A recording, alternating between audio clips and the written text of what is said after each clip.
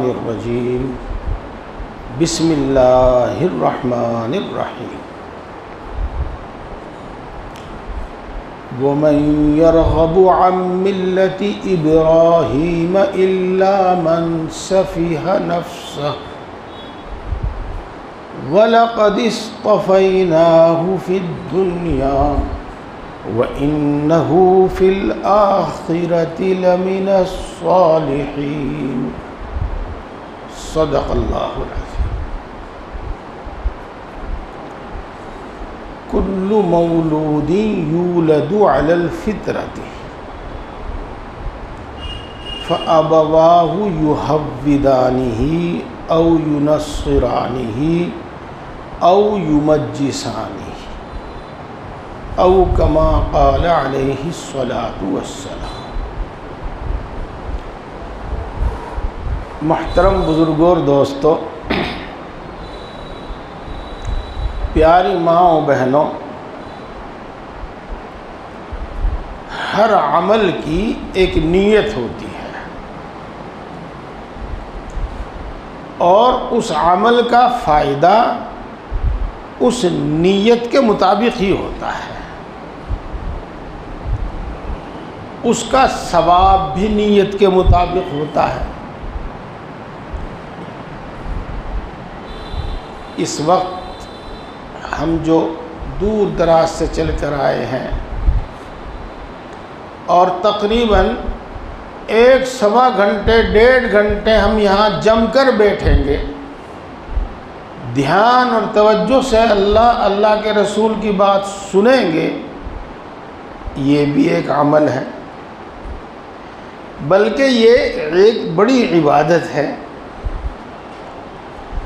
اس کی بھی نیت ہونی چاہیے تاکہ نیت کے مطابق اس کا فائدہ ظاہر ہو اور نیت کے مطابق ثواب بھی ملے۔ تو میرے بھائیوں، ثواب کے واسطے تو ایک نیت کر لینا کافی ہے کہ یہ کام میں اللہ کی رضا، اللہ کی خوشنودی کے واسطے کر رہا ہوں، اور بس پھر ثواب ہی ثواب ہے۔ جی ہاں، اس کے ساتھ ایک نیت یہ کرنی چاہیے کہ جو سنیں گے عمل کریں گے، اور ایک یہ نیت کرنی چاہیے کہ ہمارا دور دراز سے چل کر یہاں آنا اور گھنٹوں یہاں بیٹھنا اس لیے ہے تاکہ ہم پکے مسلمان بن جائیں، تاکہ ہم پکے مومن بن جائیں، پورے مسلمان بن جائیں، پورے مسلمان ہے، یعنی مومن ایمان والوں کے جو کام ہیں وہ کام ہم کرنے لگیں،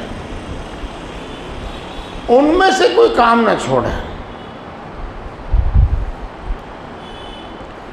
اور ایمان والوں کے، مسلمانوں کے جو نہ کرنے کے کام ہیں، جو مسلمانوں کو نہیں کرنے چاہیے، ہم ان میں سے کوئی کام نہ کریں، سب چھوڑ دیں۔ یہ نیت ہونی چاہیے۔ یہ پورا مسلمان ہونے کا مطلب یہ ہے، اور پورے مومن ہونے کا مطلب یہ ہے۔ بات سمجھ میں آئی بھائی؟ ہاں، مجھے لچھے دار، دھواں دھار تقریر کرنا پسند نہیں ہے، یہ تو ہماری آپس کی کچھ باتیں ایسی ہیں، سمجھ لیں سمجھا لیں۔ مجھے ایسا لگا کہ بات بڑی اچھی ہو گئی ہے، میں اس کو دوبارہ کہتا ہوں۔ وعظ و تقریر سننے کی نیت کیا ہونی چاہیے؟ ہم پورے مسلمان بن جائیں، پکے مسلمان بن جائیں، پورے مومن بن جائیں، پکے مومن بن جائیں، اور اس کا مطلب یہ ہے کہ مومنوں کے جو کام ہیں اور مومنوں کی جو عادت اور اخلاق ہیں وہ سب ہمارے اندر آ جائیں، اور مومن کو اور مسلمان کو جو کام نہیں کرنا چاہیے وہ ہم ہرگز نہ کریں۔ مومنوں والے کاموں کو ہم پسند کریں، مسلمانوں والے کام ہم پسند کریں، اور غیروں والے کام ہم چھوڑ دیں، ناپسند کریں۔ یہ نیت ہونی چاہیے، اور اسی کے مطابق میری بات ہوتی ہے، اور آج بھی اسی کے مطابق میری بات ہوگی۔ یہ آپ کو معلوم ہے، قصے کہانی میں پسند بھی نہیں کرتا، اور مجھے ان میں نقصان دکھائی دیتا ہے۔ ہاں، کہیں ضرورت پڑ جائے قصہ سنا بھی دیتے ہیں، لیکن زیادہ باتیں قرآن سے ہی ہوں گی، زیادہ باتیں حدیث پاک سے ہی ہوں گی، اور انشاءاللہ اس طرح ہوں گی کہ آپ میں سے ہر ایک سمجھے گا۔ ایسا نہیں کہ سمجھ میں نہیں آنے گی، ہر ایک سمجھے گا، مرد عورت چھوٹا بڑا عالم جاہل سب سمجھیں گے انشاءاللہ۔ دیکھو یہ جو آیت شریفہ میں نے پڑھی ہے آپ کے سامنے، پہلے پارے کی آیت ہے۔ پہلا پارہ تو آپ میں تقریباً سبھی نے پڑھ رکھا ہوگا، وَمَن يَرْغَبُ عَن مِّلَّةِ إِبْرَاهِيمَ إِلَّا مَن سَفِهَ نَفْسَهُ۔ اس کا ترجمہ یہ ہے کہ جو شخص پیدائشی طور پر، اپنی ذات میں پیدائشی طور پر ہی بے وقوف ہو، وہی ملت ابراہیم سے نفرت کرے گا۔ ملت ابراہیم، دین اسلام سب ایک ہیں۔ اب اس کا مطلب یہ نکلتا ہے کہ جو پیدائشی طور پر اپنی ذات میں ہی بے وقوف ہو، وہی دین اسلام کی باتوں کو ناپسند کرے گا، اور جس میں کچھ بھی عقل ہے وہ دین اسلام کی باتوں کو ناپسند نہیں کرے گا، ان سے اعراض نہیں کرے گا، ان سے نفرت نہیں کرے گا، ان کو پسند کرے گا۔ یہ ہمارے دین اسلام کی خوبی ہے۔ ہاں، یہ دین اسلام دین فطرت ہے، دین فطرت، اور دین فطرت کو بھی میں آپ کو سمجھاؤں گا انشاءاللہ۔ یہ دیکھو، بچہ پیدا ہوتا ہے اور اس کو دودھ پلایا جاتا ہے، جو ہی ماں کے پستان پہ اس کا منہ لگایا جاتا ہے، وہ چپ چپ پینا شروع کر دیتا ہے، اور گٹ گٹ نگلنا شروع کر دیتا ہے۔ اس کو کسی نے سکھایا نہیں، اس کو کسی نے بتایا نہیں، یہ اس کی فطرت میں رکھا، پیدا کرنے والے نے اس کی طبیعت میں رکھا، اس کی فطرت میں رکھا، اور اس کو سکھانے کی بتانے کی ضرورت نہیں، اور وہ اس کو خود پسند کرتا ہے، خود اس کو چاہتا ہے، خود اس کو پسند کرتا ہے۔ جیسے میں نے آپ کو یہ مثال دی ہے، میرے بھائی، دین فطرت، دین اسلام ایسا ہی ہے۔ جو آدمی عقل مند ہے، کچھ بھی عقل رکھتا ہے، وہ اس کی ہر بات کو پسند کرتا ہے جس کے کرنے کا حکم دیا گیا ہے، اور وہ ہر اس بات کو ناپسند کرتا ہے جس سے روکا گیا ہے، جس سے منع کیا گیا ہے۔ دیکھو، ایک مشہور حدیث پاک ہے جو میں نے اس وقت پڑھی ہے، اور اکثر و بیشتر علماء کرام اس کو پڑھتے ہیں، اس پر وعظ و تقریر ہوتی ہے بڑی لمبی۔ میں آج اسی کو دوسرے حساب سے آپ کے سامنے بتا رہا ہوں۔ کل مولود یولد علی الفطرۃ، حدیث پاک ہے، ہر بچہ اسلامی طبیعت پر پیدا ہوتا ہے۔ فطرت کا ترجمہ کر رہا ہوں میں، اسلامی طبیعت، اسلامی فطرت پر پیدا ہوتا ہے۔ پھر یہودی اس کی تربیت کرتے ہیں تو اس کو یہودی بنا لیتے ہیں، اور عیسائی اور نصرانی اس کی تربیت کرتے ہیں تو اس کو عیسائی اور نصرانی بنا لیتے ہیں، اور پارسی اس کی تربیت کرتے ہیں تو اس کو پارسی اور مجوسی بنا لیتے ہیں۔ اگر ماحول سازگار ہو اور کسی بچے کو کچھ نہ سکھایا جاوے، سنیے گا میری بات، آپ ماحول بھی سازگار ہو اور بچے کو کچھ نہ سکھایا جاوے، تو وہ دین اسلام کی تمام باتوں کو پسند کرے گا۔ یہ مطلب بنتا ہے اس کا، دین اسلام کی تمام باتوں کو پسند کرے گا، یہی مطلب ہے۔ بچہ تو اسلامی فطرت پر پیدا ہوتا ہے، دین فطرت پر پیدا ہوتا ہے، پھر یہودی اس کو یہودی بنا لیتے ہیں، مجوسی اس کو مجوسی بنا لیتے ہیں، عیسائی اس کو عیسائی بنا لیتے ہیں۔ یہ دین فطرت پر، میں پھر بتا رہا ہوں آپ کو کہ دین میں ہمیں جن جن کاموں کے کرنے کا حکم دیا ہے وہ طبعی اور فطری طور پر انسان کو پسند ہے،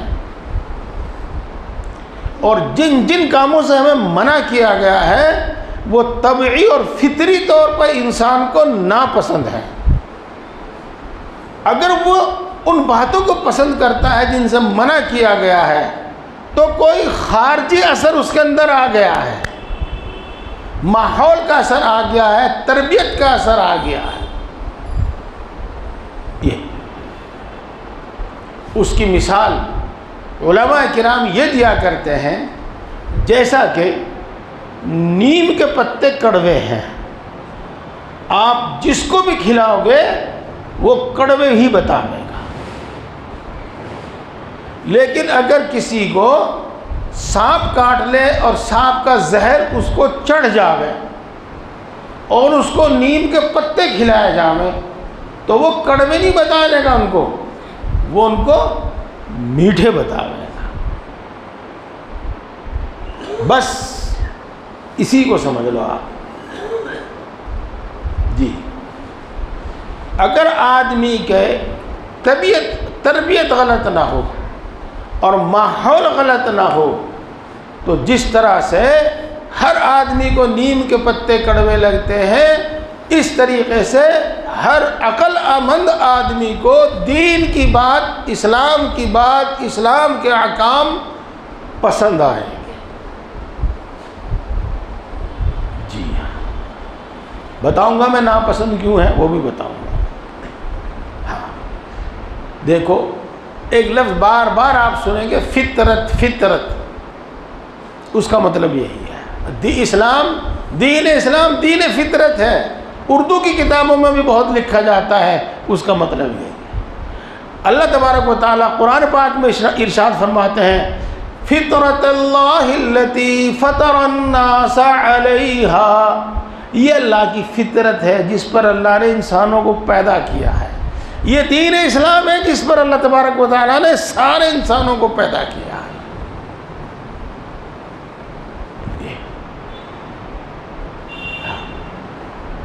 جب آدمی کا سفرہ بڑھ جاتا ہے، تیزاب بڑھ جاتا ہے، بخار بھی آتا ہے، منہ کڑوا رہنے لگتا ہے، تو ہر چیز اس کو کڑوی لگتی ہے۔ جس طریقے سے ایک بیماری کی وجہ سے میٹھی چیز کڑوی لگ رہی ہے، پھیکی چیز کڑوی لگ رہی ہے، تو یوں سمجھ لو میرے بھائی، کسی بیماری کی وجہ سے وہ اسلام کی اچھی باتوں کو ناپسند کر رہا ہے۔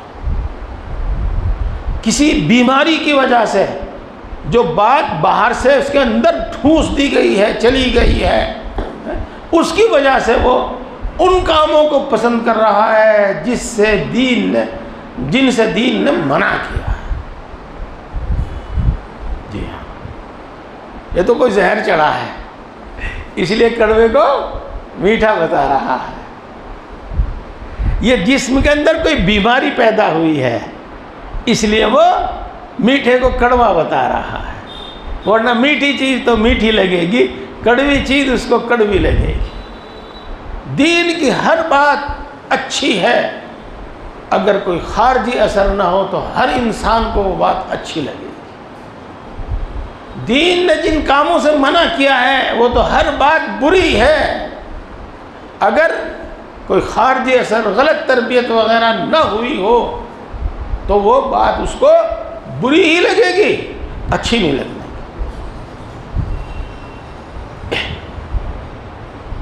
سمجھتے چلے جاؤ، اللہ میرے ذہن میں ڈالے گا. پہلے سے میری کوئی تیاری نہیں ہوتی. دیکھو مثال سمجھیو اور بات بھی سمجھیو.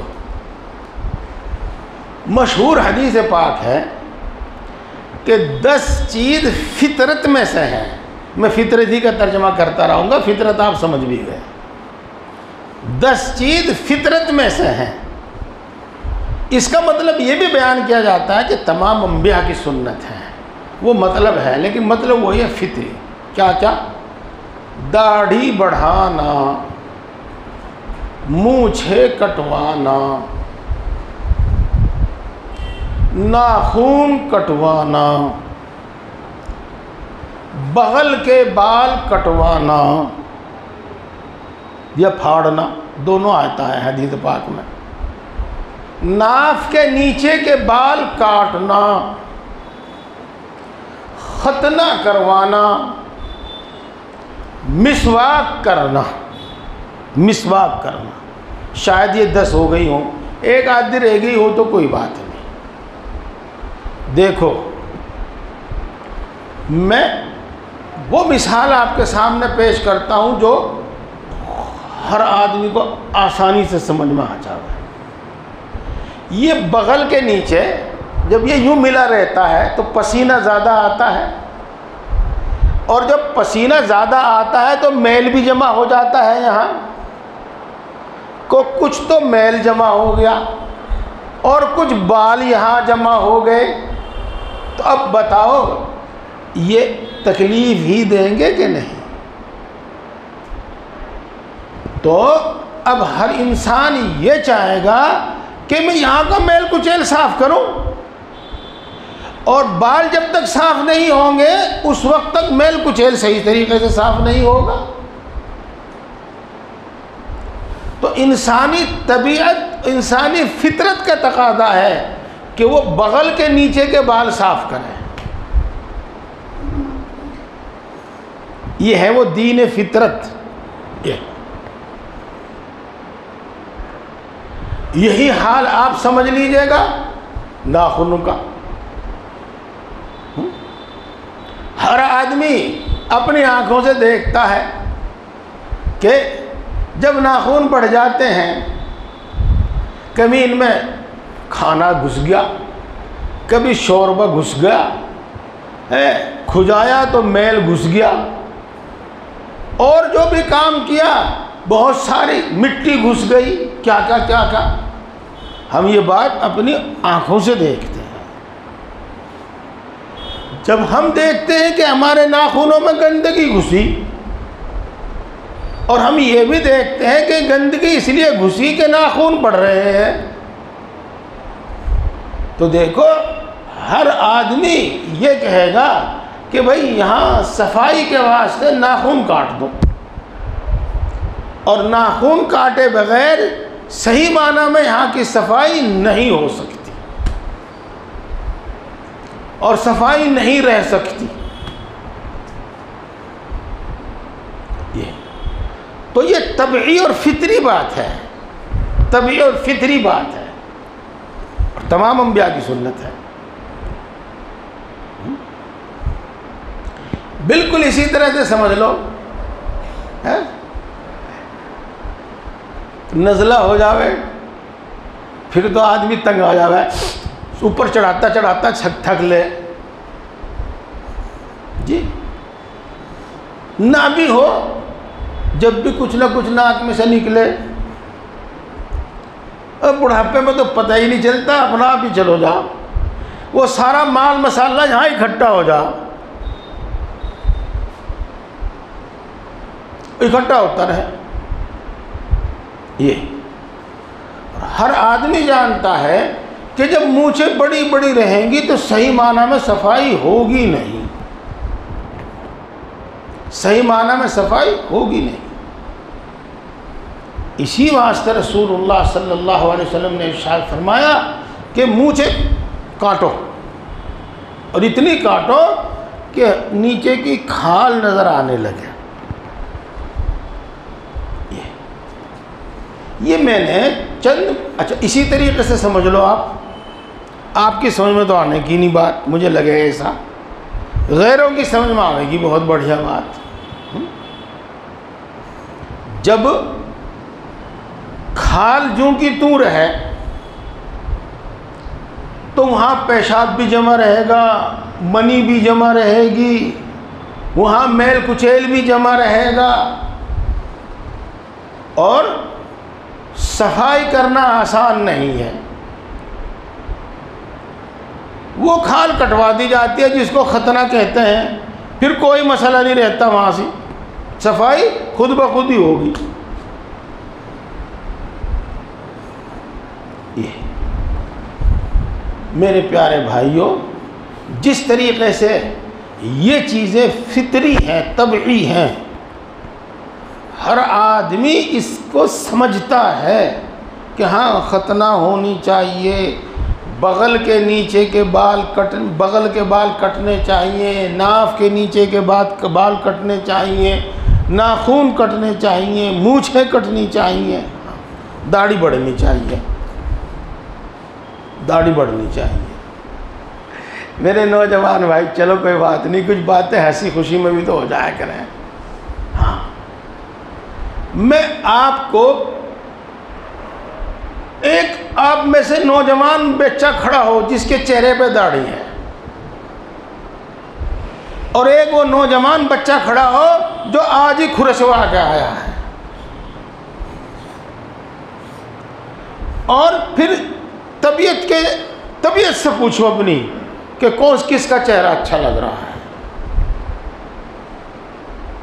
یقینی بات ہے جس کے چہرے پر داڑھی ہوتی ہے اس کا چہرہ اچھا لگتا ہے. پیارے بھائیوں، جیسے کہ یہ اچھا اسی طریقے سے سمجھ لو، آپ اس 10 چیزوں میں سے ایک ہے مسواک کرنا، منہ صاف کرنا. آدمی اگر آڑ کباڑ بھی نہ کھاوے، آڑ کباڑ سمجھے کچھ؟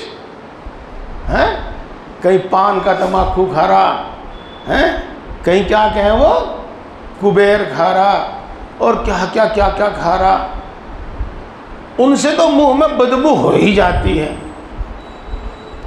اور اتنی بدبو ہوتی ہے کہ 1-2 میٹر دور بھی بیٹھا ہو جب بھی بدبو آتی ہے. اس کا تو کوئی ذکر ہی نہیں. ہم جو کھانا کھاتے ہیں اور دوسری چیزیں کھاتے ہیں وہ بھی کچھ نہ کچھ منہ میں رہ جاتا ہے، اور اگر صاف نہ کیا جائے تو منہ میں بدبو ہوتی ہے. خود کو محسوس ہو یا نہ ہو، پاس بیٹھنے والے کو محسوس ہوتی ہے. اب ہر آدمی چاہتا ہے کلّا کرے، کلّا نہ کہا کرو، کلی کہا کرو. مسواک سے، برش سے، انگلی سے منہ صاف کرے، ہر آدمی چاہتا ہے. تو پیارے بھائیوں، یہ 10 چیزیں ہیں جو رسول اللہ صلی اللہ علیہ وسلم نے فرمایا ہے فطرت سے ہیں. اس کا یہ بھی مطلب بتایا جاتا ہے تمام انبیاء کرام علیہ السلام کی سنت اور ان کا طریقہ ہے. تو جس طریقے سے یہ چیزیں انسانی طبیعت کا تقاضا ہے، میرے بھائیوں دین اسلام پورا کا پورا دین فطرت ہے، اور ان کو ہر آدمی پسند کرتا ہے اگر اس کے دل میں کوئی بیماری نہ ہو۔ یہ میری بات آپ کو امید ہے کہ سمجھ میں آئی ہوگی، امید ہے کہ آپ کو اچھی بھی لگی۔ اب میرے بھائیوں، ایک بات تو آپ سمجھ گئے کہ معاشرے کی بنا پر، سماج کی بنا پر، ماحول کی بنا پر، اور دوسرے تربیت کی بنا پر ہمیں اچھی باتیں بری لگنے لگتی ہیں اور بری باتیں اچھی لگنے لگتی ہیں۔ تو دین اسلام کی بات اگر کوئی بھی کسی انسان کو بری لگ رہی ہے تو کوئی نہ کوئی فالٹ ہے، کوئی نہ کوئی فالٹ ہے، اس بنا پر اس کو اچھی بات بری لگ رہی ہے۔ دین اسلام نے جن چیزوں سے منع کیا ہے وہ سب کی سب بری ہیں، ناپسند ہے۔ اگر کسی کو کوئی اچھی لگ رہی ہے تو کوئی نہ کوئی فالٹ ہے، دل میں کوئی نہ کوئی بگاڑ ہے۔ تو ایک تو وجہ یہ ہوتی ہے جس کو معاشرہ کہتے ہیں، سماج کہتے ہیں، اور جس کو تربیت کہتے ہیں۔ اور ایک چیز اور ہے، قرآن پاک اس کو بیان کرتا ہے، اور آپ سمجھ لو اس بات کو، فَزَيَّنَ لَهُمُ الشَّيْطَانُ سُوءَ أَعْمَالِهِمْ۔ یہ شیطان کا کام ہے کہ وہ بری باتوں کو انسان کی نگاہ میں بھلی کر کے دکھاتا ہے، اور بری باتوں کو وہ انسان کی نگاہ میں اچھی کر کے دکھا دیتا ہے۔ دل میں اتنے خیالات ڈالتے ہیں، اتنے وسوسے ڈالتا ہے کہ آدمی کو وہ بری بات اچھی لگنے لگتی ہے۔ فَزَيَّنَ لَهُمُ الشَّيْطَانُ سُوءَ أَعْمَالِهِمْ، سُوءَ أَعْمَالِهِمْ۔ اسی طرح ہے بھائی، آیت شریف ہے، ہاں ہے تو کچھ، جی ہاں اسی طرح۔ اور پیارے دوستو، اس کی ایک مثال ہے جو آپ خوب اچھی طرح پہلے بھی سن چکے ہیں۔ حضرت آدم علیہ السلام اور حضرت حوا، یہاں میرے کچھ نوجوان طالب علم اسکول کے بیٹھے ہوئے ہیں۔ ڈارون کا نظریہ ٹھیک نہیں ہے کہ انسان کوئی کیڑا مکوڑا تھا یا انسان کوئی بندر تھا، وہ ترقی کر کے انسان بن گیا، نہیں ہے ایسا، بلکہ اللہ تبارک و تعالیٰ نے اپنی قدرت سے انسان کو، آدم کو بنایا ہے۔ قرآن پاک میں بات تفصیل سے بیان کی گئی ہے، اور اللہ تبارک و تعالیٰ نے حوا کو آدم سے بنایا ہے، اور پھر اللہ تبارک و تعالیٰ نے آدم اور حوا سے سارے انسان پیدا کیے ہیں۔ جی، ایک آیت شریفہ ہے جو نکاح کے خطبے میں پڑھی جاتی ہے، یا ایھا الناس اتقوا ربکم الذی خلقکم من نفس واحدۃ وخلق منها زوجها وبث منہما رجالا کثیرا ونساء۔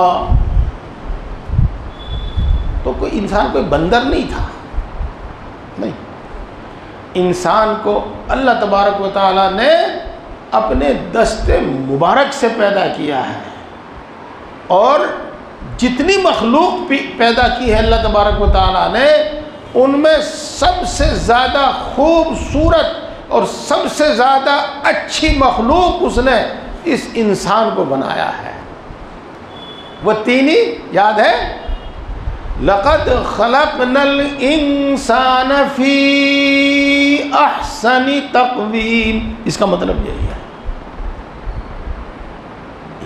بہرحال میں عرض یہ کر رہا تھا کہ انسان کوئی بندر وندر نہیں تھا، انسان کوئی جانور نہیں تھا، بلکہ اللہ تبارک و تعالیٰ نے آدم علیہ السلام کو اپنے دست قدرت سے پیدا فرما کر ان کو اپنی جنت میں رکھا۔ حوا علیہ السلام کو پیدا فرما کر آدم کے ساتھ ان کو بھی جنت میں رکھا، اور جنت میں ہر نعمت موجود ہے، ہر نعمت موجود ہے۔ انسان جو چاہتا ہے، جو بھی چاہتا ہے وہ وہاں موجود ہے، اور جو انسان جس طرح چاہتا ہے اس طرح موجود ہے۔ جی، آپ میں سے کوئی چاہتا ہے کہ میں بیمار ہوں؟ نہیں، کوئی نہیں چاہتا۔ ہر آدمی یہ چاہتا ہے کہ میں تندرست رہوں، تندرست۔ یہ چیز جنت میں موجود ہے اور کہیں نہیں ملے گی، جنت میں ملے گی یہ چیز۔ ہر آدمی ہمیشہ تندرست رہے گا۔ آپ میں سے کوئی نہیں چاہتا کہ بوڑھا ہوں میں۔ ہاں، ہم جیسے بوڑھے اٹھتے ہوئے بھی کرام ہے اور بیٹھتے ہوئے بھی کرام ہے، انہیں جوانی یاد آوے۔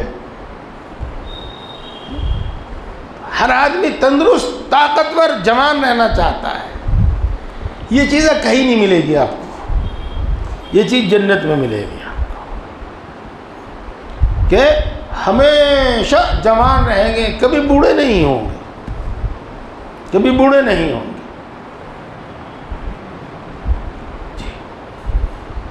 غرض وہاں ہر چیز موجود تھی، انسان جو چاہتا ہے، جو تمنا کرتا ہے، وہ سب کچھ وہاں موجود تھا۔ اللہ تبارک و تعالیٰ نے آدم اور حوا دونوں کو چھوٹ دے رکھی تھی، پوری جنت میں جہاں چاہے جاؤ، جہاں چاہے گھومو پھرو، جو چاہے کھاؤ۔ دیکھو بس یہ جو درخت ہے اس کے پاس بھی مت آنا،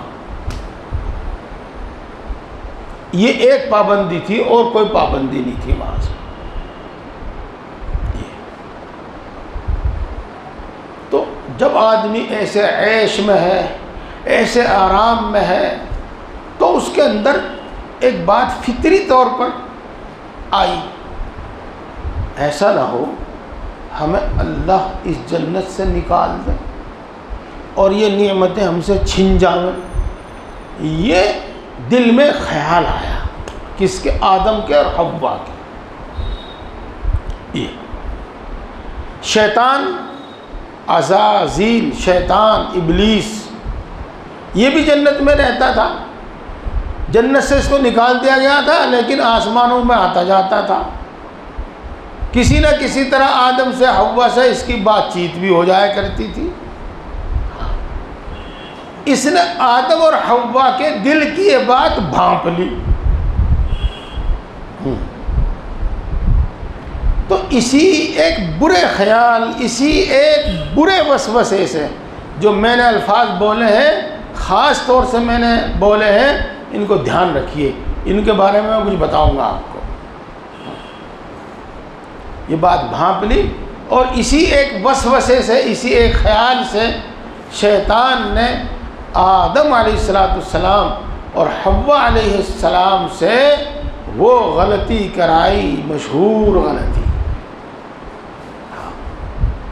اور بات چیت کے دوران کہنے لگا، آدم پتا تجھے کچھ؟ کیا بھائی؟ چالاک مکار آدمیوں کے طریقے بات کرنے کے یہی ہوں۔ پتا تجھے کچھ؟ کیا؟ تو جنت سے نکلنے والا، تو جنت سے نکلنے والا۔ اب سچائی؟ اب ہاں سچائی، یوں ہی ہوگی بات، جس طرح ہم کریں، ہم بھی آدم کے بچے ہیں، ہم بھی اسی طرح بات کریں، آدم نے بھی یہی بات کری ہوگی وہاں سے۔ اب ہاں سچائی، یہ تو آدم کے دل میں جو بات تھی وہ اور مضبوط ہو گئی، اور جتنی فکر پہلے تھی اس سے زیادہ فکر بڑھ گئی ہے، اور نہ معلوم شیطان نے اپنی یہ حرکت کئے مرتبہ کی ہوگی۔ تو یہ خیال، یہ وسوسہ بڑھتا چلا گیا، میں اپنی بات کو یہیں چھوڑ رہا ہوں، اور میں نے آپ کو متوجہ کیا تھا، متنبہ کیا تھا، وہ بات بتاتا ہوں۔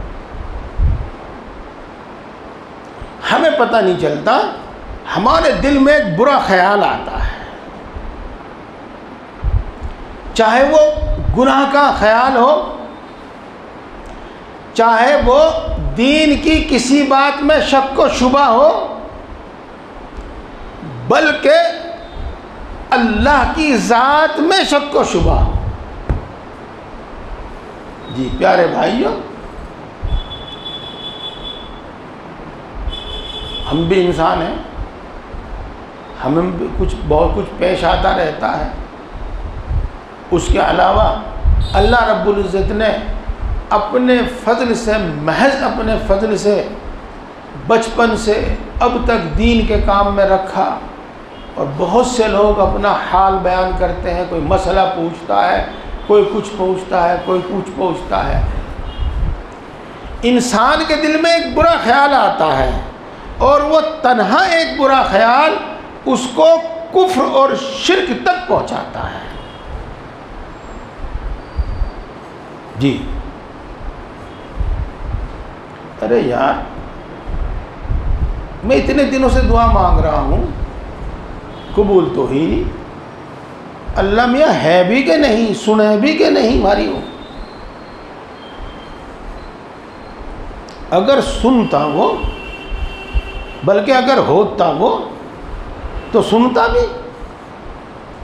ہماری دعا قبول بھی ہوتی۔ اتنے دنوں سے میں بیمار ہوں، اتنے دنوں سے میں مشکل میں پھنسا ہوا ہوں، اتنے دنوں سے دعا مانگ رہا ہوں، اتنے دنوں سے بزرگوں سے دعا کرا رہا ہوں، ہوا تو کچھ نہیں۔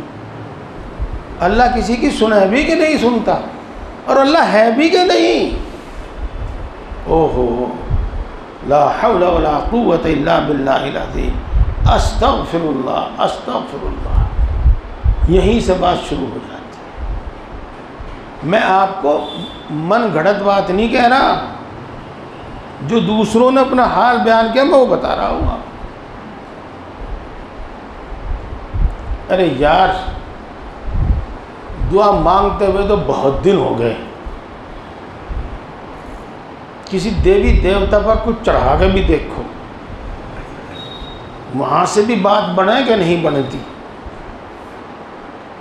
سچ بتا رہا میں آپ کو۔ تو دل کے اندر ایک برا خیال آتا ہے، پھر وہ بڑھتا رہتا ہے، بڑھتا رہتا ہے، اور کفر و شرک تک نوبت پہنچ جاتی ہے۔ اس لیے حدیث پاک میں آتا ہے کہ شیطان انسان کے پاس آتا ہے، اور وہ اس کے دل میں بات ڈالتا ہے کہ تجھے کس نے پیدا کیا؟ میں تو اپنے ماں باپ سے پیدا ہوا ہوں، اور تیرے ماں باپ کو کس نے پیدا کیا؟ وہ سلسلہ پہنچتا ہے کہ اللہ نے پیدا کیا۔ اب ٹھیک، صحیح ہے بات تیری۔ یہ زمین کس نے پیدا کی؟ کہ اللہ نے پیدا کی۔ اب ٹھیک ہے تیری بات۔ یہ آسمان، دریا، پہاڑ کس نے پیدا کیے؟ اللہ نے پیدا کیے۔ ہاں ٹھیک ہے تیری بات۔ اب تو یہ بتا کہ اللہ کو کس نے پیدا کیا؟ یہ ہے آخری حملہ۔ اور یہاں آ کر اس کا دماغ گھوم جاتا ہے، بھائی کسی نے تو بنایا ہی ہوگا اسے، اپنی عقل سے کہتا ہے انسان۔ تو میرے دوستو، آج میں آپ کو ہر برے خیال اور ہر وسوسے کا علاج بتاتا ہوں، اور انشاءاللہ العزیز، انشاءاللہ العزیز، آج تک کا تو تجربہ اپنا بھی اور جن کو ہم نے یہ علاج بتایا ہے ان کا بھی، جب کوئی برا خیال دل میں آوے تو فوراً پڑھو اعوذ باللہ من الشیطان الرجیم آمنت باللہ۔ اعوذ باللہ من الشیطان الرجیم کا ترجمہ مطلب ہم جانتے ہوں نہ جانتے ہوں، لیکن اس کا مفہوم تو سمجھتے ہی ہیں کہ بھئی شیطان کے اثر سے پناہ چاہیے، اور آمنت باللہ کا مطلب بھی ہم سبھی سمجھتے ہیں قریب قریب کہ میں اللہ پر ایمان لایا، میں اللہ کی ہر بات پر ایمان لایا۔ تو میرے پیارے بھائیوں، جب بھی کوئی برا خیال آوے تو اعوذ باللہ من الشیطان الرجیم آمنت باللہ یہ پڑھو، اور جان بوجھ کر وہ بات دوبارہ ہرگز مت سوچو۔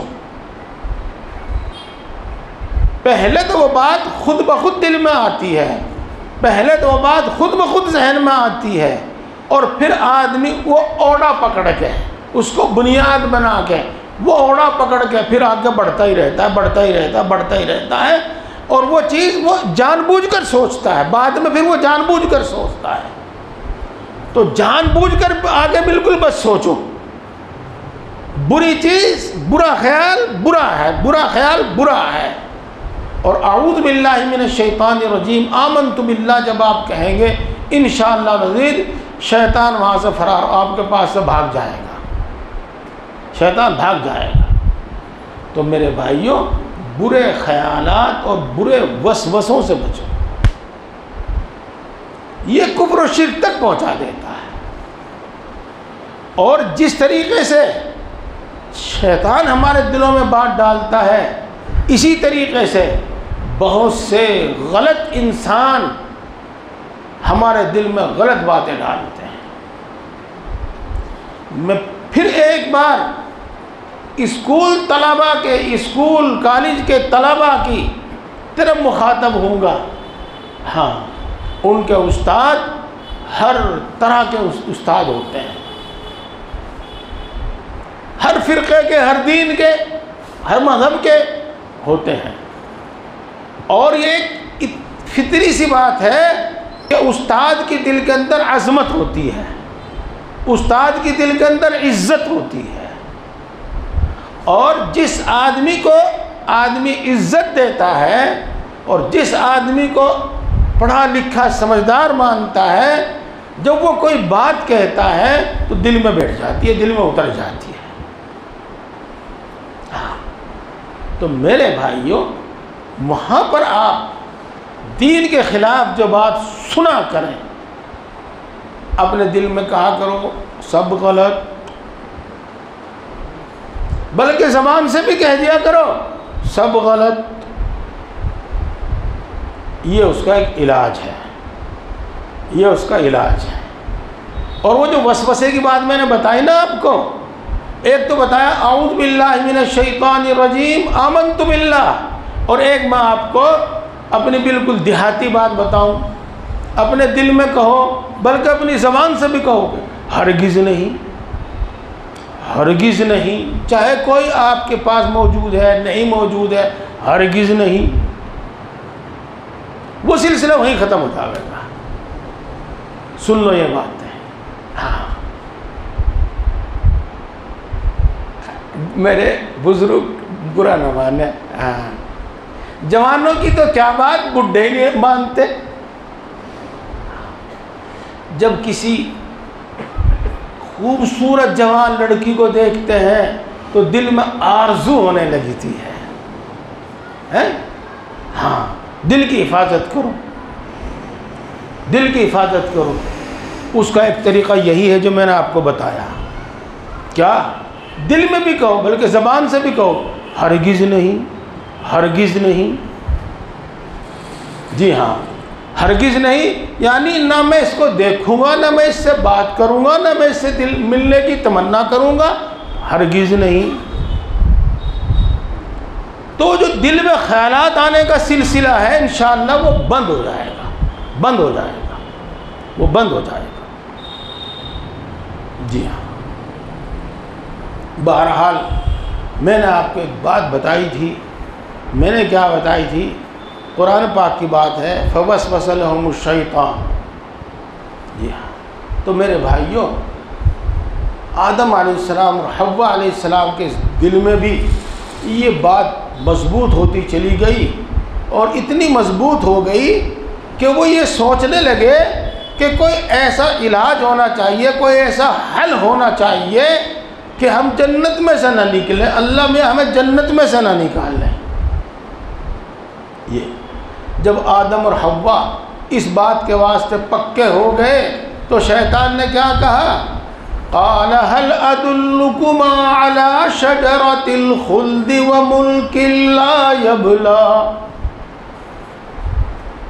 اگر تم کہو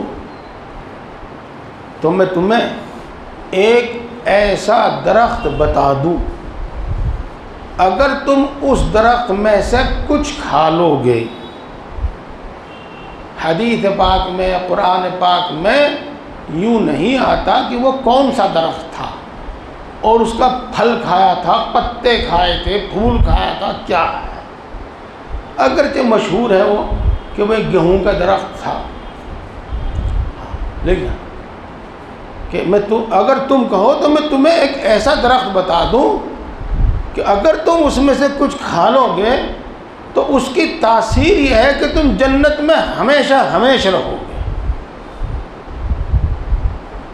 یہ جس چیز کی ہمیں طلب ہو، جس چیز کی ہمیں تلاش ہو اور کوئی بتا دے تو ہم کرنے کے کیوں نہیں؟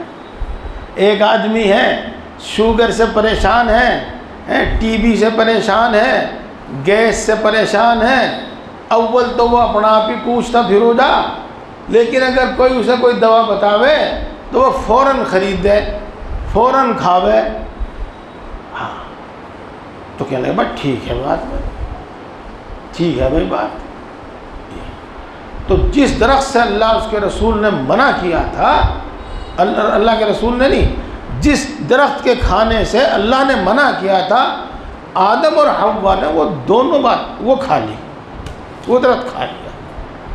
یوں آتا ہے روایت میں کہ پہلے حوا نے کھایا پھر آدم نے کھایا۔ ہاں، برا ساتھی سے بھی بچنا۔ اور یوں آتا ہے کہ حوا نے آدم کو یوں کہا یہ تو بالکل صاف ستھرا ہے، اس کے کھانے میں کیا حرج ہے، یہ تو بالکل صاف ستھرا ہے، اس کے کھانے میں کیا حرج ہے۔ آدم نے بھی پھر کھا لیا۔ یہی ہوتا ہے، ہم بھی یوں ہی کرتے ہیں۔ سود لینے میں کیا حرج ہے، تھوڑی سی پینے میں کیا حرج ہے، کبھی کبھار جوا سٹا لگانے میں کیا حرج ہے۔ اور کوئی جاہل مولوی صاحب یوں بھی کہہ دیتا ہے بھائی جس کے ذمہ قرض ہو رہا ہو، جس کے گھر پہ جوان بیٹھی ہو، اگر وہ نمبر لگا لے تو کوئی حرج نہیں ہے، پھر تو دروازہ چوپٹ کھل جا۔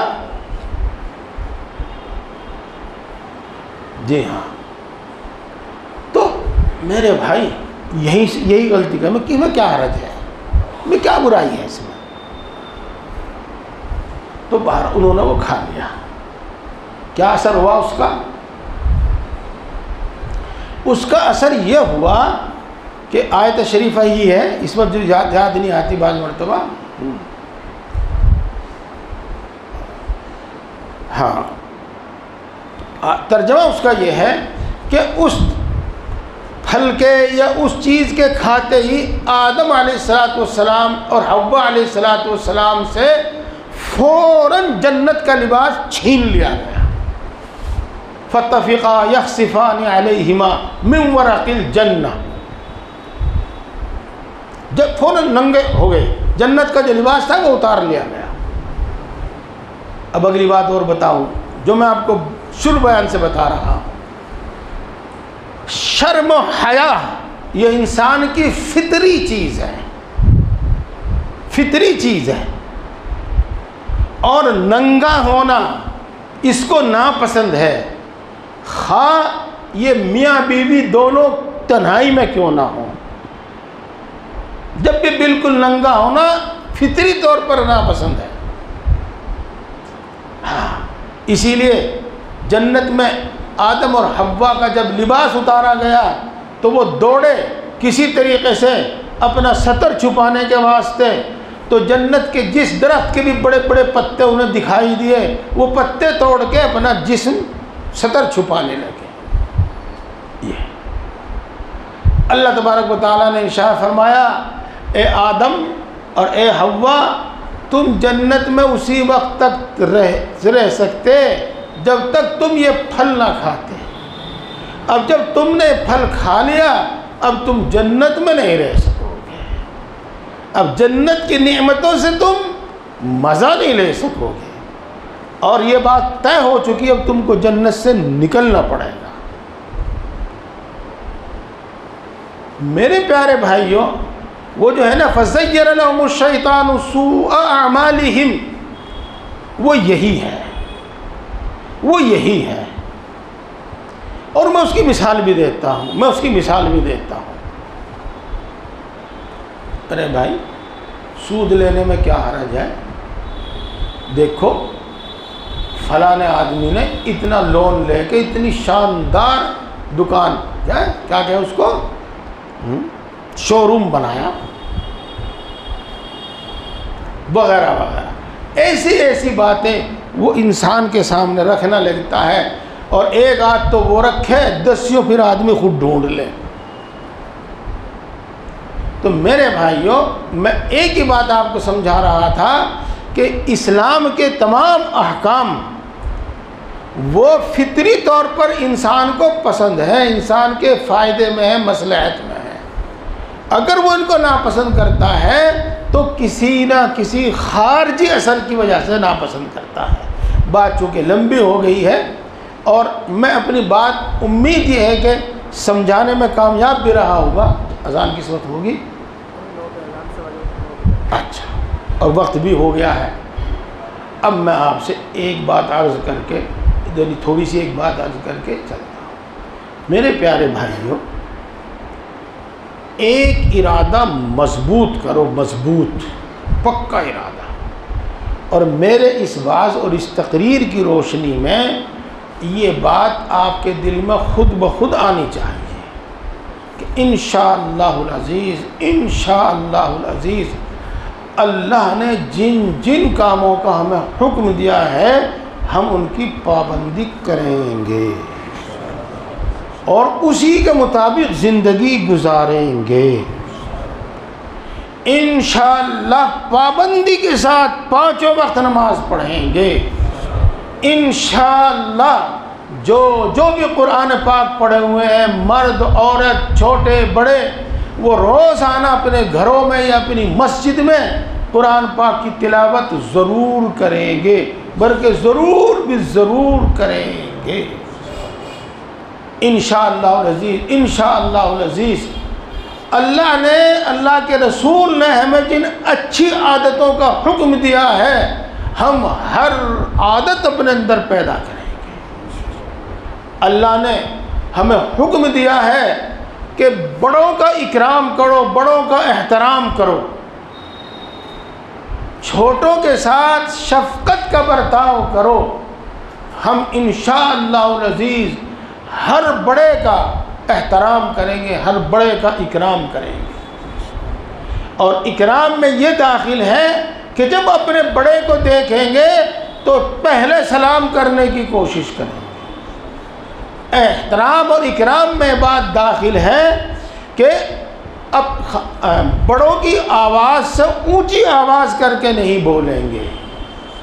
احترام میں بات داخل ہے کہ ان کو آرام پہنچاویں گے، آرام پہنچاویں گے۔ احترام اور اکرام میں یہ بھی داخل ہے کہ ان کا کہنا مانیں گے۔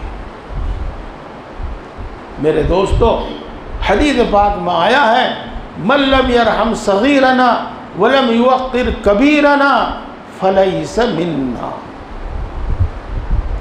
جو بڑوں کا اکرام نہ کرے اور چھوٹوں پر مہربانی اور شفقت نہ کرے وہ میری امت میں نہیں ہے، میں اس کو اپنا امتی نہیں مانتا۔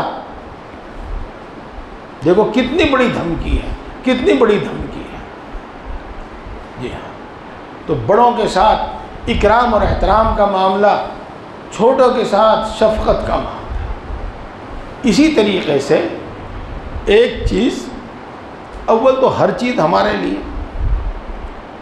آج میں جو دیکھ رہا ہوں، بلکہ چاہے وہ میرا گھر ہو، چاہے میرے پڑوسی کا گھر ہو، چاہے میرے دوستوں کا گھر ہو، اور چاہے میرے جان پہچان والوں کا ہو، کہیں کا، گھروں کے اندر لڑائی جھگڑا غصہ میں بلکہ سمجھو مار کاٹ بجی ہوئی ہے۔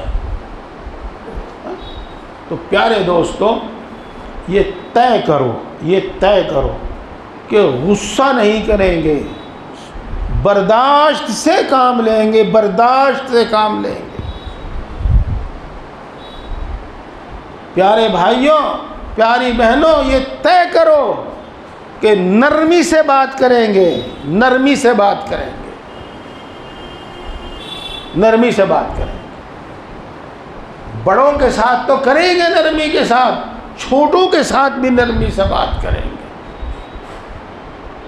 غصہ نہیں کریں گے، نرمی سے بات کریں گے، برداشت کریں گے۔ اسی طریقے سے اس بات کا تہیہ کرو کہ ایک دوسرے کا بھلا کریں گے، برا نہیں کرنے کے۔ یہ میں آپ کو حدیث کی باتیں بتا رہا ہوں، ویسی باتیں نہیں، کوئی اپنی عقل سے گھڑ کے نہیں بتا رہا ہوں۔ رسول اللہ صلی اللہ علیہ وسلم نے ارشاد فرمایا، الدین النصیحہ، دوسروں کی خیر خواہی کا نام ہی دین ہے۔ ایک مرتبہ صحابہ کرام رضوان اللہ تعالی علیہم اجمعین بیٹھے ہوئے تھے، تو رسول اللہ صلی اللہ علیہ وسلم نے ارشاد فرمایا کہ تم مجھ سے بیعت کیوں نہیں کرتے، یعنی میں سے بیعت کرو۔ بیعت ہونے کا مطلب آپ اکثر سمجھتے ہیں۔ تو صحابہ نے عرض کیا، اے اللہ کے رسول، کس چیز پر بیعت کریں؟ تو رسول اللہ صلی اللہ علیہ وسلم نے ارشاد فرمایا، اس بات پر بیعت کرو کہ ہر مومن کی خیر خواہی کریں گے آپ، ہر مومن کی خیر خواہی کریں گے۔ تو ہمارے دل میں ہر ایک کے ساتھ خیر خواہی کا جذبہ ہونا چاہیے، ہمارے دل کے اندر خیر خواہی سے بڑھ کر آگے ایثار کا جذبہ ہونا چاہیے۔ ایثار، یہ خیر مجھے ملے نہ ملے، میرے بھائی کو مل جائے، اسے کہتے ہیں ایثار۔ ہاں، میری مائیں بہنیں تھوڑی سی توجہ دیں۔ جب بھائی بھابھی کا جوڑا لا دے، یا بھابھی کو کیا کہیں وہ جوس لا کے پلا دے، تو بس ننند کے تو آگ لگ جا، آگ لگ جا، آگ۔ اور سچ پوچھو تو ساس کے بھی آگ لگ جا۔ سچی بات ہے یہ۔ کیوں ہے یہ؟ ہمارے دلوں کے اندر خیر خواہی نہیں ہے، ہمارے دلوں کے اندر ایثار نہیں ہے، ہمارے دلوں کے اندر حسد بھرا ہوا ہے۔ حسد یہ اس کا نتیجہ ہے، جبکہ خیر خواہی اور ایثار کا ہمیں حکم ہے، اور حسد سے بچنے کا ہمیں حکم ہے۔ میں یہیں آپ کو یہ بھی بتاتا چلوں، جو شروع سے میں آپ کو بات بتا رہا ہوں، کہ دین اسلام دین فطرت ہے، اس پر عمل کرنے ہی سے ہماری زندگی درست ہوتی ہے۔ پیارے بھائیوں، آپ اپنے گھر میں یہ بات دیکھو، مجھے ملے نہ ملے، بھابھی کو مل جائے کوئی حرج کی بات نہیں۔ بھابھی سوچے مجھے ملے نہ ملے، میری ساس کو مل جائے، ننند کو مل جائے، کوئی بات نہیں۔ بھابھی کام کرے نہ کرے، میں کر لوں گی، ساس کر لے گی، ننند کر لے گی، درانی کر لے گی، جٹھانی کر لے گی۔ اس نے کام کر لیا جب، میں نے کام کر لیا جب، کوئی بات نہیں۔ تو جب ہمارے دلوں کے اندر یہ بات ہوگی تو بتاؤ گھر میں جھگڑا ہوگا؟ نہیں ہونے کا میرے بھائی۔ یہ دین فطرت ہے۔ اور جس کو ہمارے گاؤں دیہات میں ادھر ہماری طرف پر یہاں بھی گئے، جب ہونے لگے میر تیر کا مطلب تم سمجھتے ہوں گے، پھر گھر کی نہیں ہے خیر۔ تو دین اسلام نے ہمیں جن اچھی باتوں کا حکم دیا ہے میرے پیارے بھائی، وہ ہماری ضرورت ہے، ہماری طبیعت فطری چیز ہے۔ میں اپنے سب بھائیوں سے، دوستوں سے، بزرگوں سے، ماؤں سے، بہنوں سے عرض کروں گا، ایک بات کا بڑا دھیان کریں، اور اگرچہ کوئی نئی بات نہیں ہے لیکن اس کے نتیجے اتنے غلط سامنے آ رہے ہیں، اتنے غلط سامنے آ رہے ہیں کہ اس کی بار بار تاکید کی ضرورت ہے۔ ہاں، بھابھی بری ہے، بہو بری ہے، لیکن تم زبان سے برا نہ کہو۔ جی، اسی کو غیبت کہتے ہیں۔ جو برائی کسی کے اندر موجود ہے اس کو زبان سے ذکر کرنا، اس کا نام غیبت ہے۔ اس کے اتنے نقصان ہیں کہ جب آپ کسی دو آدمیوں کے دلوں کو پھاڑنا چاہتے ہیں، ارے تو اس کو ہر وقت ساتھ رکھے اور وہ تو تیرا بھلا نہیں چاہتا، وہ تو تجھے یوں کہہ رہا تھا، وہ تو یوں کہہ رہا تھا، اس کا باپ بھی ایسا، اس کی ماں تھی، اس کی ماں بھی ایسی، بس اتنا کہہ دینا بتیرا۔ جس دن اس کے دل میں بات بیٹھ جائے گی کہ اس نے صحیح کہا، اسی دن دونوں دل پھٹ جائیں گے۔ تو یہ جو غیبت ہے، غیبت، اور اسی کے ساتھ ساتھ مان لو چغلی ادھر کی ادھر لگانا، ادھر کی ادھر لگانا، اور دوسرے کی برائیاں، واقعی جو برائی اس کے اندر موجود ہیں ان کا بے وجہ بلا ضرورت ان کا ذکر تذکرہ کرنا، یہ چیزیں دلوں میں دشمنیاں پیدا کرنے والی ہیں، دشمنیوں پیدا کرنے والی ہیں۔ جی ہاں، تو دیکھو ان سب باتوں کو سمجھو۔ میں نے آج خیر خواہی، ایک دوسرے کی خیر خواہی، ہمدردی، اس سے آگے بڑھ کر ایثار اور ایثار کے قصے، اور ایثار کا مطلب انشاءاللہ میں پھر کبھی بتاؤں گا۔ اول تو آپ کو معلوم ہے گھر کے اندر ابھی عصر کے بعد مفتی تقی صاحب کی بات سنا رہے تھے مفتی صاحب، کیا خادم بنو، خادم بنو، گھر کا کام میں کر لوں، گھر کا کام میں کر لوں، ماں کا کام بھی میں ہی کر دوں، بھابھی کا کام بھی میں ہی کر دوں، بھابھی سوچے ساس کا کام بھی میں ہی کر دوں۔ خادم بنو، خادم کا مزاج بناؤ، گھر میں چین و سکون سے رہو، چین و سکون سے رہو۔ غیبت ہرگز نہ کرو، برائی کی بات زبان پہ مت لاؤ، چغلی مت کرو، چغلی مت کرو۔ کبھی کبھی ایک دوسرے کو تحفہ دیا کرو، ہدیہ تحفہ جسے کہتے ہیں، اور ہدیہ تحفہ نہ سمجھے ہو تو یہ سمجھ لو آپ اپنے حصے کی چیز میں سے دوسرے کو دے دیا کرو۔ لو یہ تو بات سمجھ میں آئے گی۔ تو یہ اچھی تعلیمات ہیں ہماری، اور پیارے بھائیوں، اور میں پھر آتی رہتی ہے یہ بات، اس وقت جو سب سے زیادہ خطرناک بات چل رہی ہے، سب سے زیادہ خطرناک بات چل رہی ہے، اور میں سوچ رہا تھا کہ میں وہ بات بتاؤں آپ کو، پورا ایک قصہ ہے وہ سناؤں آپ کو، لیکن موقع نہیں ملا، دوسری بات آتی چلی گئی۔ میں اپنے سب بھائیوں اور بہنوں سے کہتا ہوں، الحیاء شعبۃ من الایمان،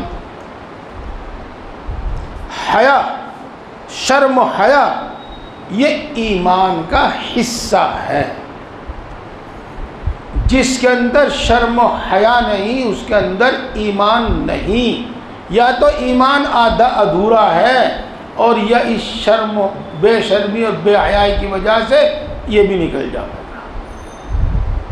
یہ باتیں ویسی نہیں ہیں جس میں خاص بات سب کو میں کہہ رہا ہوں، آج کا جو ایک عام رواج ہو گیا ہے، رات تو ایک دوسرے سے بات کریں، غیر محرم سے بات کریں، دوستی کریں، بات کریں۔ میرے بھائیوں، اگر اپنے آپ کو اور اپنی نسلوں کو تباہ کر رہے ہو تو آپ زمانے کے ان رواج پر چلو۔ اگر آپ اپنے آپ کو اور اپنی نسلوں کو بچانا چاہتے ہو تو ان برائیوں کو چھوڑ دو۔ یہ جو بے حیائی کے کام ہیں ان کو چھوڑ دو۔ پیارے بھائیوں، اگر مرنے کے بعد کی جو زندگی ہمیشہ کی زندگی ہے اس میں چین و سکون چاہتے ہو تو ان تمام برائیوں کو چھوڑ دو، ان تمام گناہوں کو چھوڑ دو جن سے اللہ اور اس کے رسول نے منع کیا۔ چلو بات ہو رہی تھی نماز پڑھنے کی اور بات ہو رہی تھی قرآن پاک کی تلاوت کی، میں آپ سب سے عرض کروں گا یاسین شریف بھی پڑھ لیا کرو، جس کو موقع ملے اور جس کے یاد ہو، یاسین شریف بھی پڑھ لیا کرو۔ اور پیارے بھائیوں، دماغ ادھر ادھر گھمانے کے بجائے تم یا اللہ یا رحمان یا رحیم، یہ اللہ کے 3 نام ہیں، یہ پڑھتے رہا کرو۔ شیطان سے بھی محفوظ رہو گے، برے خیال وسوسے جو دل میں آتے ہیں جن کا فساد میں نے ابھی آپ کو بتایا، انشاءاللہ اس سے بھی محفوظ رہو گے۔ اور میرے شیخ بتایا کرتے تھے تینوں یہ اللہ کے بڑے خاص نام ہیں، جس مقصد جس مراد کے لیے پڑھو گے انشاءاللہ پوری ہوگی۔ میرے دوستو، آج کل بہت سارے لوگ ٹینشن، ڈپریشن، غم، رنج، غم، اور معاملات بھی کچھ اسی طریقے کے ہیں۔ آج کل معاملات بھی اسی طریقے کے ہیں، اولاد بات نہیں مانتی، بیوی نہیں بات مانتی، پڑوسی میری کھاٹ کے تلے آگ جلانے کو تیار بیٹھا۔ تو اس طرح کے جو حالات ہیں، رشتہ دار جس سے ہمیں بہت کچھ امید ہوتی ہے وہی ہمارا برا کرنے کے لیے کھڑا، اس طرح کے حالات ہیں۔ واقعی اس میں کوئی دو رائے نہیں ہے۔ تو دیکھو، یا حی یا قیوم برحمتک استغیث خوب پڑھا کرو، اس کی تاثیر ہے رنج و غم کو دور کرنا۔ اور پیارے بھائیوں اور پیاری بہنوں، ہاں یہ بات بڑی خاص بات ہے، بڑی خاص بات ہے، اور مومن کے واسطے اس کا سمجھنا بڑا آسان ہے۔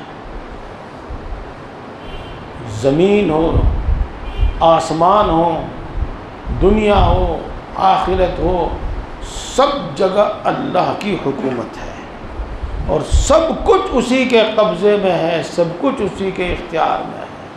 ہاں، جس کو چاہے دے، جس کو چاہے نہ دے۔ جب وہاں سے فیصلہ ہو جاتا ہے پھر سب چیز حرکت میں آتی ہیں، فرشتے بھاگے پھرنے لگے ہیں، آدمیوں کے دلوں کے اندر وہ بات پیدا ہو جاتی ہے جب وہاں سے فیصلہ ہو جاتا ہے۔ اس لیے سب میرے بھائی بہن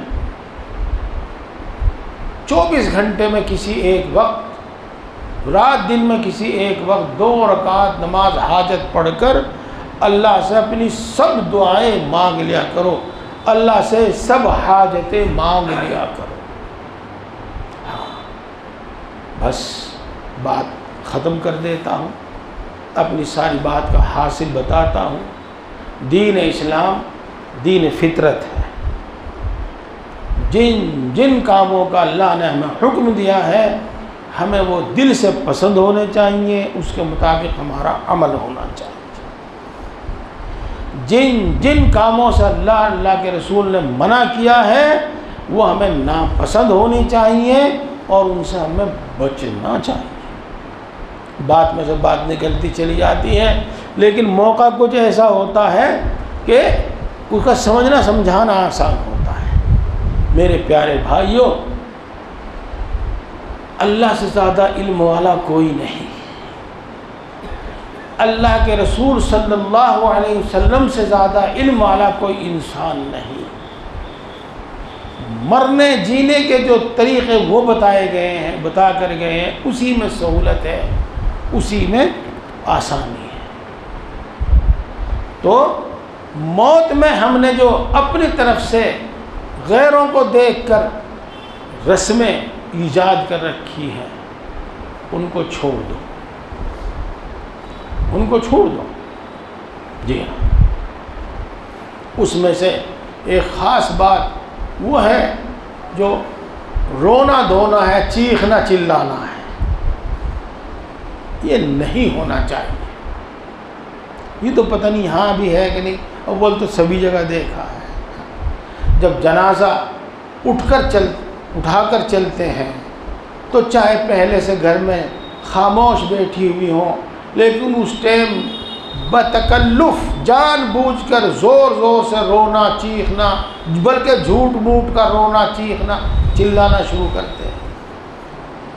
یہ بڑی بدعت ہے، جاہلیت کا طریقہ بتایا ہے اس کو رسول اللہ صلی اللہ علیہ وسلم۔ ان کو چھوڑ دینا چاہیے۔ کہاں کہاں کیا کیا بدعتیں ہیں، ان کو چھوڑ دینا چاہیے۔ ایک خاص بات جو تقریباً سبھی جگہ ہو گئی ہے، ہاں، اب بوڑھا مرے یا جوان ہمارے یہاں قورمے بننے لگے ہیں۔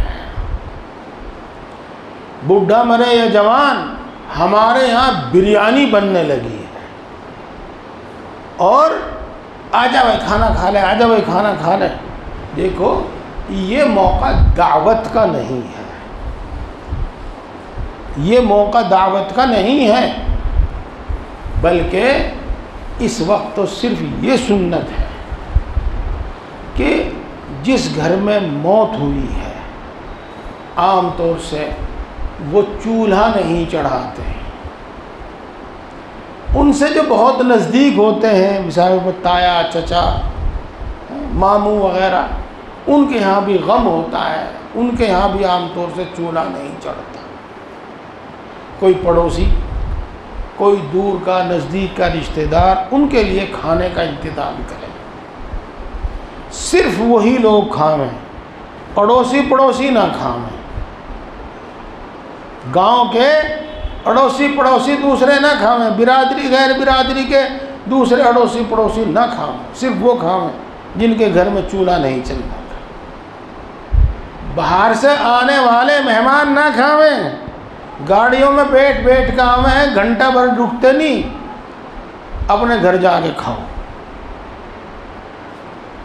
ہاں، جو دور سے آئے ہیں اور وہ میت کے اتنے قریب ہیں کہ وہ 1 دن یا 2 دن ٹھہریں گے یہاں، وہ بھی اسی گھر کے فرد ہیں، وہ کھانا۔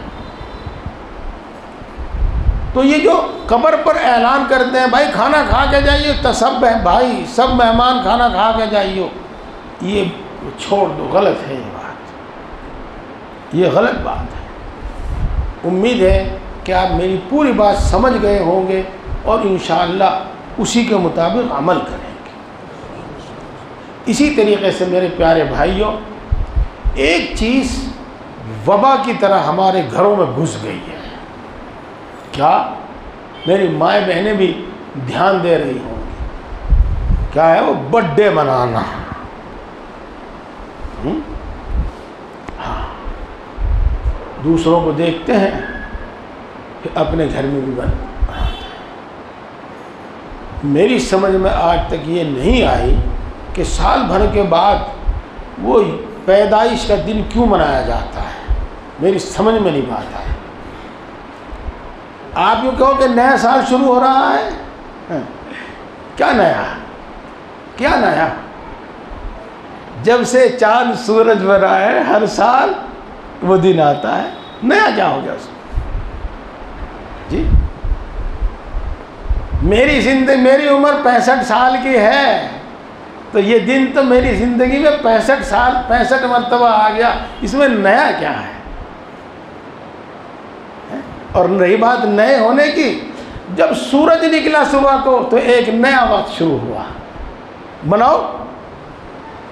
جب سورج ڈھلا تو ایک نیا وقت شروع ہو گیا، مناؤ پھر اپنا برتھ ڈے مناؤ اس وقت کو. جب سورج غروب ہوا پھر ایک نیا وقت شروع ہو گیا, مناؤ اس کو, اب مناؤ. صبح صادق ہوئی پھر ایک نیا وقت آ گیا.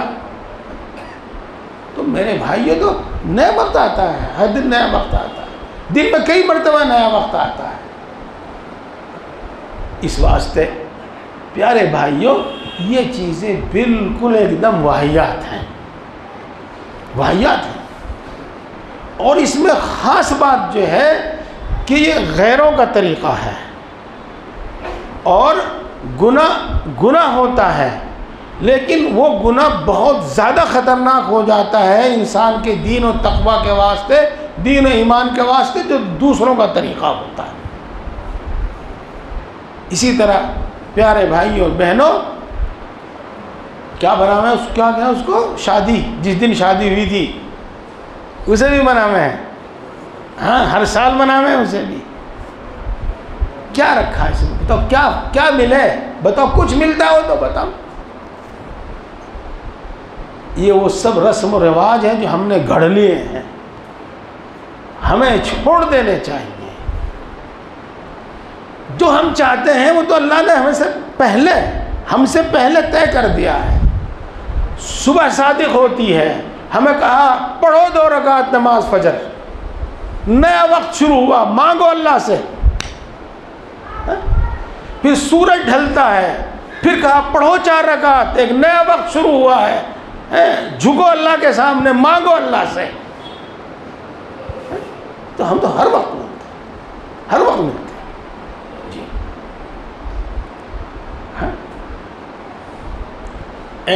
مغرب کی اذان ہوتی ہے, دعا ہے اللہم ھذا اقبال اللیل و ادبار نہار و اصوات دعاتک فاغفر لی. اے اللہ یہ تیرے دن کے جانے کا وقت ہے, اور اے اللہ تیری رات کے آنے کا وقت ہے. اے اللہ تیرے مؤذنوں کی پکارنے کا وقت ہے, تیری طرف بلانے والوں کے پکارنے کا وقت ہے. اے اللہ مجھے معاف کر دیجیے. ہمارے لیے تو مصنون دعائیں ہیں ہر وقت کے لیے جی. اس لیے میرے بھائیوں یہ جو رسم و رواج ہیں جن میں سے میں نے 2-4 کا آپ کے سامنے ذکر کیا ہے نا, وہ بند کر دیجیے, بند کر دیجیے. بچے کی پیدائش پر ہر سال تمہیں برتھ ڈے منانے کی ضرورت نہیں ہے. میرے پیارے بھائیوں اور بہنوں, تم اپنے بچے کا عقیقہ کر دیا کرو, 7ویں دن کر دیا کرو, 14ویں دن کر دیا کرو, 21ویں دن کر دیا کرو. بس 21ویں دن کے بعد نہیں, پھر تو وہ عقیقہ نہیں ہوتا صحیح معنی میں. عقیقہ تو یہیں تک ہوتا ہے. عقیقہ اس کے معنی آتے ہیں کاٹنے والا, کاٹنے والا. تو حدیث پاک کی روح سے جس بچے کا عقیقہ ہوتا ہے وہ الا بلا سے محفوظ رہتا ہے. تو ہر سال برتھ ڈے منانے کے بجائے جب بچہ پیدا ہو تو 7ویں دن, 14ویں دن, 21ویں دن آپ اس کا عقیقہ کر دیا کریں. چلو بس بات لمبی ہو گئی, انشاءاللہ پھر ہوتی رہیں گی. میری بات کا حاصل آپ خوب سمجھ گئے ہوں گے. دین اسلام دین فطرت ہے, ہر عقل مند انسان اس کو پسند کرتا ہے. دین اسلام میں جن جن چیزوں کا حکم دیا گیا ہے ہر عقل مند انسان ان کو پسند کرتا ہے. دین اسلام میں جن جن چیزوں سے منع کیا گیا ہے ہر عقل مند انسان ان کو ناپسند کرتا ہے. بری تربیت برے ماحول کے اثر سے ہوتا ہے اگر اس کے خلاف ہوتا ہے. انشاءاللہ العزیز ہم دین اسلام پر ثابت قدم رہیں گے, مرتے دم تک ثابت قدم رہیں گے. الحمدللہ رب العالمین الرحمن الرحیم مالک یوم الدین والصلاة والسلام علی سید الانبیاء والمرسلین محمد وآلہ واصحابہ اجمعین. لا الہ الا انت سبحانک انی کنت من الظالمین. ربنا ظلمنا انفسنا وان لم تغفر لنا وترحمنا لنکونن من الخاسرین. اے اللہ تو سب سے بڑا ہے, ہر چیز پر قادر ہے, ہر چیز کا مالک ہے, ہر چیز کا پیدا کرنے والا ہے. ہر چیز کے خزانے تیرے قبضے میں ہیں. تیرے خزانے کبھی کم یا ختم ہونے والے نہیں ہیں. اے اللہ تو یقیناً بڑی طاقت والا ہے. تیری قدرت میں مٹی اور سونا پیدا کرنا برابر ہے. اے اللہ تو یقیناً بڑی طاقت والا ہے، تیری قدرت میں کنکر پتھر اور ہیرا موتی پیدا کرنا برابر ہے۔ اے اللہ تو یقیناً بڑا مہربان ہے، سب پر مہربان ہے، بڑی بڑی نعمتوں سے نوازتا ہے، بلا عوض عطا فرماتا ہے، بلا استحقاق عطا فرماتا ہے، بغیر مانگے عطا فرماتا ہے، بے شمار عطا فرماتا ہے، اور مانگنے والوں کو کبھی محروم نہیں کرتا۔ اے اللہ تو یقیناً بڑا مہربان ہے، سب پر مہربان ہے، بڑی بڑی خطاؤں کو معاف کرتا ہے، بار بار معاف کرتا ہے، معاف کرنے کو پسند کرتا ہے، سینکڑوں سال کے کفر و شرک تک کو توبہ کرنے سے معاف کر دیتا ہے۔ اے اللہ ہم تیری ان اچھی صفات اور سچی صفات کے واسطے سے اور دوسری تمام اچھی اور سچی صفات کے واسطے سے تجھ سے مانگتے ہیں، ہم سب کو ایمان کامل عطا فرما۔ اے اللہ ہم سب کو مومن کامل بنا۔ اے اللہ ایمان کی لذت و حلاوت پیدا فرما۔ اے اللہ ایمانی تقاضوں پر، ایمانی احکام پر عمل کرنے کی توفیق نصیب فرما۔ اے اللہ ایمانی صفات ہمارے اندر پیدا فرما۔ اے اللہ اپنے وعدوں کا یقین ہمارے دل میں پیدا فرما۔ اے اللہ اپنی صفات کی پہچان عطا فرما، اپنی محبت، اپنی معرفت پیدا فرما۔ اے اللہ اپنے نبی کی محبت عطا فرما، نیک لوگوں کی محبت عطا فرما۔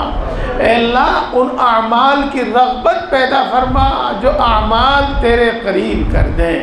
اے اللہ ان انسانوں کی محبت ہمارے دل میں پیدا فرما جن کی محبت تیرے قریب کر دے۔ اے اللہ ہم سب کو پورا عالم کے انسانوں کو ہدایت عطا فرما۔ اے اللہ ہماری اولاد و ہماری نسلوں کو ہدایت عطا فرما۔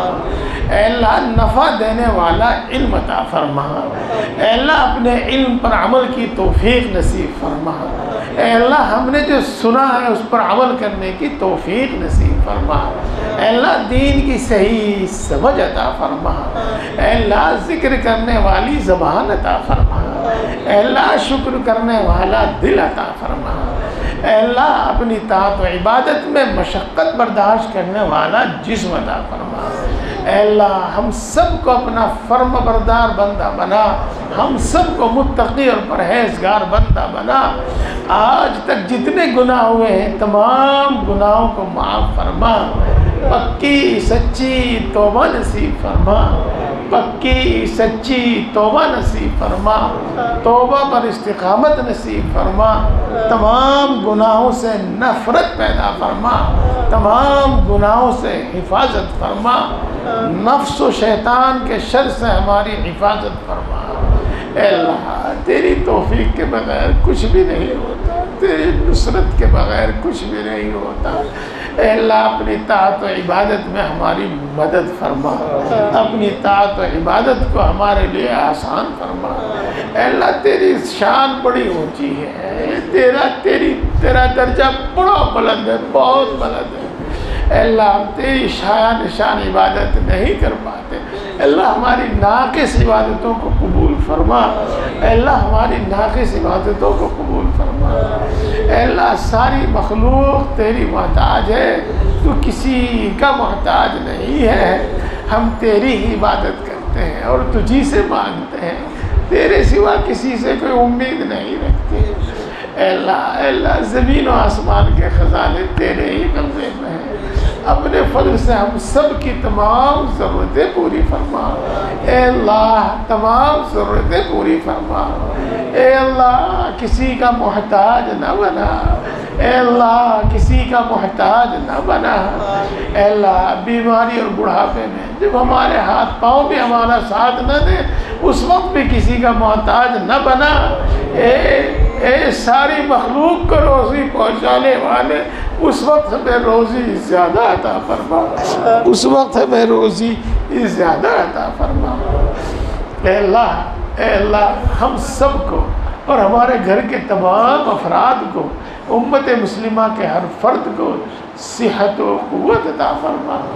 اے اللہ تیرے کتنے بندے، تیری کتنی بندی بیماریوں سے کرا رہی ہے، اے اللہ وہ شفا کی امید تجھی سے باندھے ہوئے ہیں، وہ صحت و شفا کی امید تجھی سے باندھے ہوئے ہیں۔